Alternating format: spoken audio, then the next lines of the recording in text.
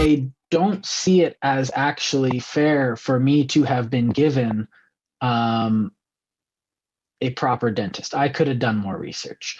And paying all my tuition, I knew what I was paying for and didn't expect to be given free dental care. I wanted to have, like, if someone would have offered me, hey, here's a root canal, I'd have been like, thank you, please, thank you. Uh, I'll walk your dog or something. I don't know. Well, and these is the thing. I probably would have tried to give back. I wouldn't have expected free lunches. But now that I am in a position to afford dentistry, it's not. I don't see it as a right. It's fair for everyone to just be given these things, because that's subverting. Because all these services, school, dentistry, food, they're all part of the market, and you move into them. And to claim fairness isn't to claim charity, because when you're asking for charity, you're asking to negate the market of goods and say, please, I need this, it's an emergency, blah blah blah. Now, that is why we have Medicare, and I am glad, because I don't want to have to pay full price for amoxicillin when I have an infection, because we all agree that, if we all pitch in a bit, we can all be better off. I guess that is still the market. But if we try and remove the market from that and just say, okay, everyone needs this. Okay, everyone needs free school. That's it. That's a terrible idea. But I think where most people get it wrong, though, is assuming it has to be one way or the other, right? I don't think that it's the market's job to make sure that everybody's basic needs of freedom from pain exist. But I do think that the market needs to be regulated so that it incorporates things like dental work to all people. Not because it's charity, thank but you for because putting it. that's what's best for all people. If somebody's suffering from tooth pain and they can't afford it, they might become antisocial in the sense that they intentionally harm society in order to gain some type of benefit to feel relief from pain. Same with somebody who has an infection and needs amoxicillin. If we made that kind of thing unaffordable, the harm isn't that it's just one person, oh, woe is them, it's uncomfortable. The harm is that they could die, and it's years of their productivity, plus their kids would be into foster care, and then those foster homes would be subsidized by more government and taxpayers. Like, it just cascades downward, and it could all be prevented just by being humane. Like, we could alleviate crime if we made crime not alluring. If there was no allure, no to gain from being a criminal, why would you risk your future insanity and incarceration?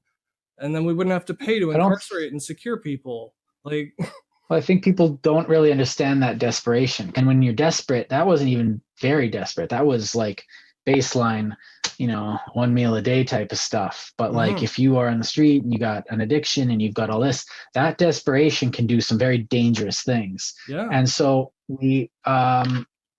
I keep thinking back to an episode of Star Trek where there's thieves going around. I'm like, why are there thieves when there's replicators? There's no purpose to have crime when there's no point to crime. There is no point in itself to the crime. And so you think, well, some people are just deranged. Yes, that's why we have psychologists. Well, some people want things that the easy way. They're trying to cheat.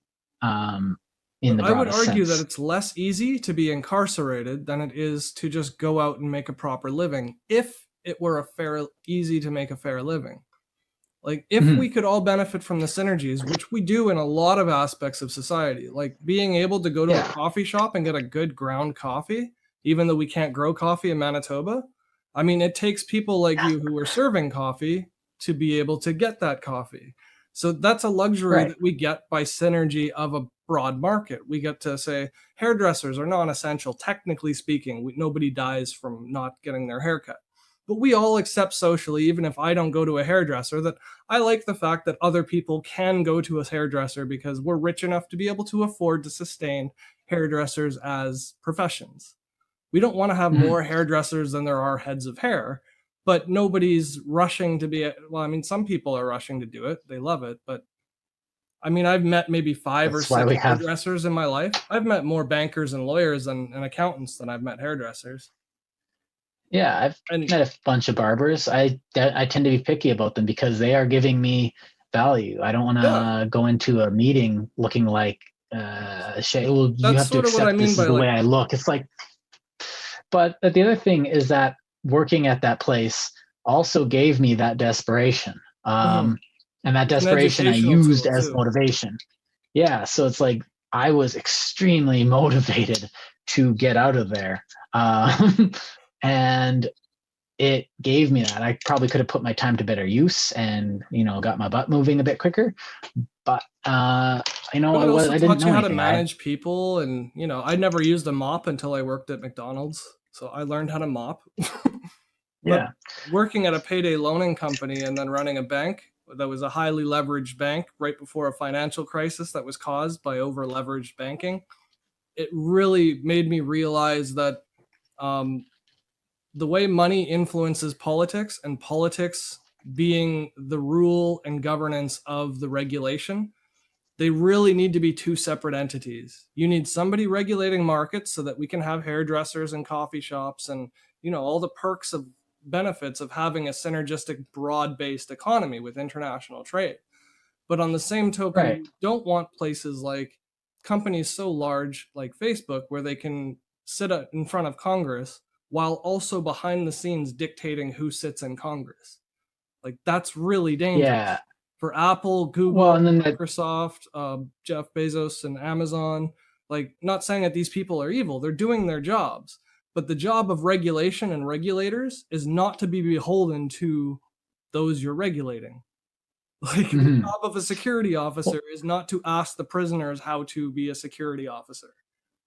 That's what we really right. need to bring into focus, But because the reason why there are so because the much. purpose of that, What's that? yeah, the purpose of that is that if you own a restaurant, you want to be able to go to the city council and be like, hey, I'm finding it really hard to do business. Is there anything you can do? And they're like, well, no, because those things are in there for a reason. And they're like, well, I can't hire anyone locally. And they're like, oh, well, maybe we do actually need to look at some of these regulations. Or what if And the so, city council offered them like consulting? Said, "Well, here, let's help make your business better." Like, what yeah, would be have you so tried getting terrible good? about hiring one consultant just to be available if a restaurant or something needed help? Like, we should be encouraged. That's Yeah. what pro business means. When you're encouraging small business, it shouldn't mean that you just throw money at them or take money from them.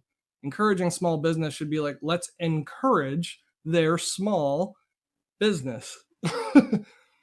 But that's what we're not doing. Um, We're not encouraging business. What we're doing is we're picking favorites right now, most colloquially with uh, advertisements and chain stores and franchises, and we're severely favoring the big employers as if the jobs numbers themselves, people having jobs, is the point of the market, when the point of the market is the productivity from all the jobs that people create. We don't want more mhm. jobs just to have coffee servers.